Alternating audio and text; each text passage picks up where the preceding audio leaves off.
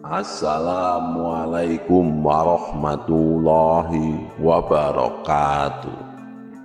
Sahabat Superpedia yang dimuliakan Allah, semoga kita selalu dalam keadaan sehat walafiat. Amin. Alhamdulillah dan terima kasih kepada yang sudah like dan subscribe. Semoga selalu dalam lindungan Allah dan diperpanjang keberkahan umurnya. Hari ini kita akan menyimak kisah yang menakjubkan dan penuh keajaiban tentang perjalanan spiritual seorang wanita bernama Dewi yang menghadapi berbagai ujian dan cobaan saat melaksanakan ibadah umrah. Mulai dari konflik dalam rumah tangganya hingga kejadian aneh yang mengganggu, Dewi harus menemukan kekuatan dan keberanian dalam menghadapi setiap rintangan yang muncul di hadapannya. Namun, di balik semua itu, ada satu rahasia yang tersembunyi yang akan mengubah segalanya. Mohon maaf, dalam video ini adalah nama samaran, takut menyinggung perasaan yang bersangkutan. Sahabat Superpedia, mari berkisah tentang perjalanan spiritual yang mengungkapkan kejujuran dalam kisah Dewi ketika umroh ini.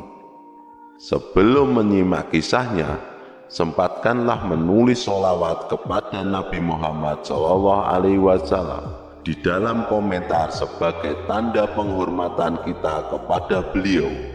Allah Subhanahu wa Ta'ala dalam surat Al-Ahzab ayat 56, sesungguhnya Allah dan para malaikatnya bersolawat untuk Nabi. Wahai orang-orang yang beriman, bersolawatlah kamu untuk Nabi dan ucapkanlah salam dengan penuh penghormatan kepadanya. Dewi dan Iwan adalah pasangan suami istri asal Bandung, Jawa Barat. Mereka sudah lama merencanakan perjalanan umroh sebagai bagian dari ibadah dan penyucian diri.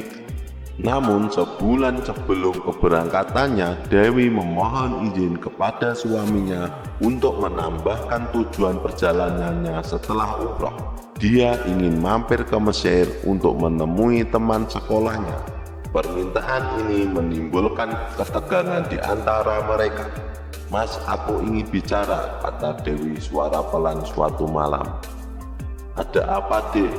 Jawab Iwan sambil mengalihkan pandangannya dari televisi.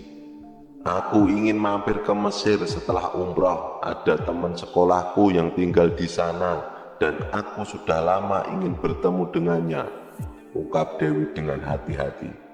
Iwan terdiam sejenak, tampak berpikir keras. Tapi Dek, kita sudah berkomitmen untuk fokus pada ibadah. Aku berharap kita bisa melakukan itikaf di hari terakhir umrah, itu penting, ujar Iwan. Dewi menggigit jarinya, mencari kata-kata yang tepat. Aku mengerti, tapi ini kesempatan langka untukku bertemu teman lama. Aku berjanji ibadahku yang lain tidak akan terganggu, hanya itikaf hari terakhir saja. Meskipun akhirnya Iwan memberikan izin, ketegangan di antara mereka masih terasa sebulan kemudian. Saat Dewi bersiap-siap untuk berangkat, suasana di rumah tetap tegang. Keberangkatan mereka di bandara tidak seperti biasa. Banyak pertanyaan tak terucap dan ketidakpastian menggantung di udara. Selama perjalanan umrohnya, Dewi mengalami beberapa kejadian aneh yang mengganggunya. Pertama, obat rutin yang selalu diminumnya tertinggal di rumah. Padahal Dewi selalu memastikan semuanya lengkap sebelum berangkat. Kedua, dia sering merasakan gatal tanpa sebab yang jelas, membuatnya tidak nyaman sepanjang perjalanan. Di tengah gangguan cuaca yang sangat tak terduga yang membuat penerbangannya tertunda, Dewi merasa semakin resah. Yang lebih anehnya lagi, Dewi merasa diawasi oleh seseorang. Setiap kali Dewi menoleh, tidak ada siapa-siapa di sana, tetapi perasaan itu terus menghantuinya. Hal itu sangat berbeda dengan sang suami yang terlihat santai dan tampak tidak ada masalah apapun. Meskipun demikian, Dewi tetap bertekad melanjutkan perjalanannya. Setibanya di Mekah, Dewi mencoba mengabaikan keanehan yang dia alaminya dan fokus pada tujuan untuk beribadah di depan Ka'bah. Namun takdir berkata lain.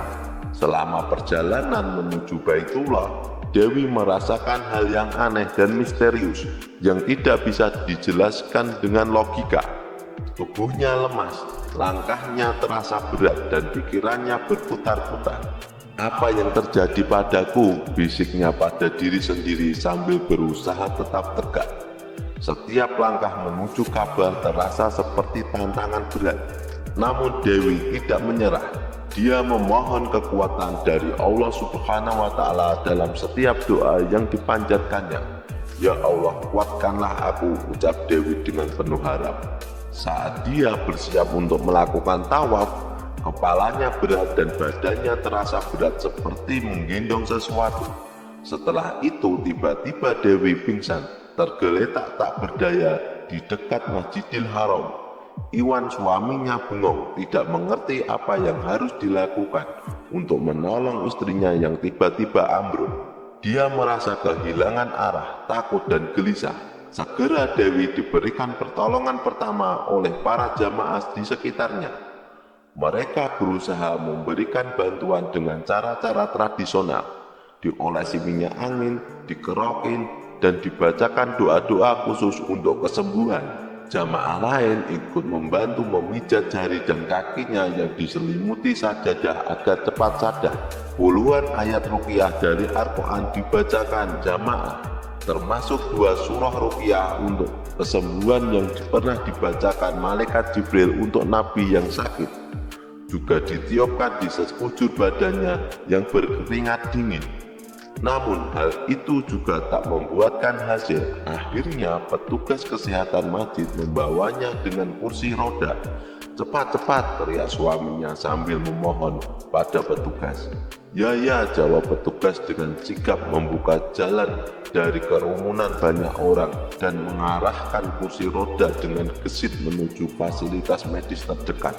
Sementara itu, Iwan memandang Dewi dengan penuh kecemasan, berdoa dengan sungguh-sungguh sembari mengikuti langkah-langkah petugas dengan penuh harap dan kepasrahan pada kehendak Allah Subhanahu wa Ta'ala. Dia merasa ini mungkin hanya kelelahan, tapi kekhawatirannya terus mengganggu pikirannya. "Mungkin lebih baik kita bawa Dewi ke hotel tempat kami menginap saja," ujar pada Ustadz pemimpin travel. Tanpa ragu, Ustadz tersebut segera menghubungi dokter yang biasa standby untuk jamaahnya. Namun tidak seperti biasanya. Kali ini semua dokter yang dikenalnya tidak memberikan jawaban. Kepanikan mulai merayap di antara mereka. Untungnya ada satu jamaah yang seorang dokter, meskipun bidangnya adalah dokter gigi. Namun dalam keadaan darurat ini, mereka tidak punya pilihan lain. Dokter gigi itu dipanggil segera dan dengan cepat memeriksa keadaan Dewi. "Bagaimana kondisinya, Dok?" tanya Iwan dengan wajah tegang. Dokter gigi itu merenung sejenak sebelum menjawab. "Sepertinya ini lebih tekanan batin.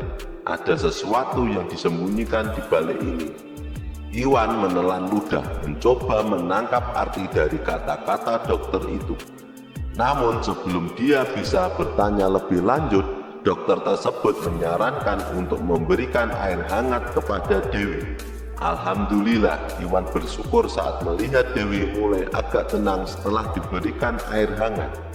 Namun kondisinya masih terlihat aneh. Tatapan matanya kosong, seolah mengawasi alam lain. Orang-orang di sekitar pun memberikan ruang bagi mereka berdua, meninggalkan mereka dalam ketenangan dan doa yang mengalir terus dari hati mereka. Iwan terus berpikir tentang apa yang sedang terjadi pada istrinya. Apa ini terkait temannya yang di Mesir? Gumamnya dalam hati. Penasaran, dia segera mengambil handphone Dewi yang tersimpan di sakunya. Namun perangkat itu terkunci. Dengan kecerdikannya dan ternyata kuncinya rahasia di handphonenya menggunakan sidik jari, Iwan akhirnya berhasil membuka kunci handphone tersebut. Namun percakapan Dewi dengan temannya di Mesir sudah dihapus. Mengetahui hal itu, Iwan memilih untuk tidak mengorek informasi lebih lanjut. Iwan merasa dilema.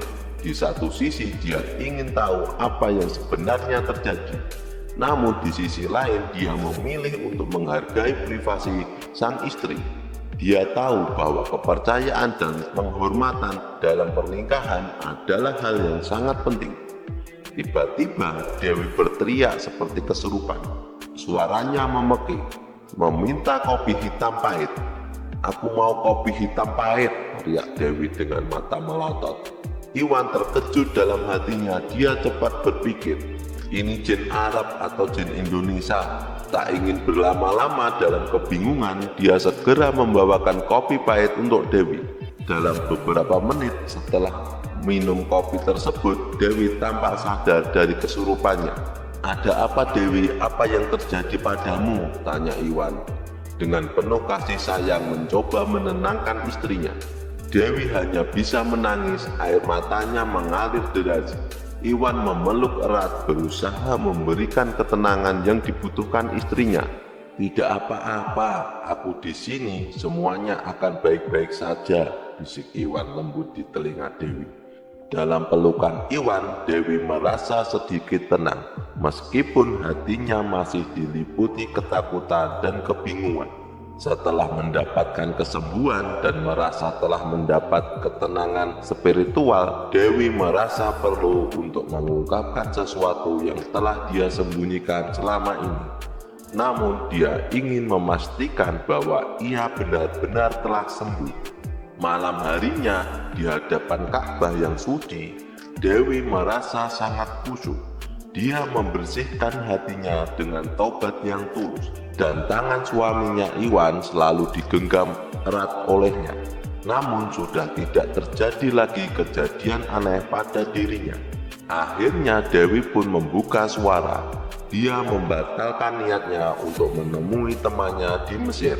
Sang suami terkejut dan bertanya mengapa. Iwan menyarankan untuk menghubungi temannya terlebih dahulu karena janji harus ditepati. Dewi kemudian membuka semua rahasianya. Selama ini orang Mesir yang dihubunginya bukanlah teman sekolahnya. Dengan penuh tangis dan penyesalan, Dewi mengaku telah berbohong. Orang Mesir itu adalah seorang selingkuhannya di media sosial dan ia hendak menemuinya. Iwan kaget seperti tersambar petir mendengar pengakuan itu. Namun dia juga merasa lega mendengarkan kejujuran Dewi. Di bawah bayangan Ka'bah yang agung, mereka berdua saling memaafkan dan berjanji untuk memperbaiki hubungan mereka dengan kejujuran dan kepercayaan yang lebih kuat. Pengakuan Dewi menjadi titik balik dalam perjalanan mereka. Meskipun penuh cobaan dan ujian, cinta dan kejujuran mereka akhirnya menjadi pilar yang kokoh dalam rumah tangga mereka. Kisah kali ini kami rangkum dari sumber media, jadi kebenarannya belum pasti. Nama Dewi dan Iwan adalah nama samaran dan saya edit sedikit biar lebih menarik ceritanya. Mohon maaf apabila ada kekeliruan yang terdapat dalam kisah ini, karena maksud dari video kali ini adalah agar kita dapat mengambil hikmah atau pelajaran penting dan senantiasa terjaga dari mara bahaya dan kekufuran. Semoga kisah ini bermanfaat. Yang benar datangnya dari Allah Subhanahu wa Ta'ala. Kekurangan dan kesalahan datangnya dari saya pribadi sebagai manusia biasa. Sampai jumpa di kisah selanjutnya. Saya akhiri. Wassalamualaikum warahmatullahi wabarakatuh.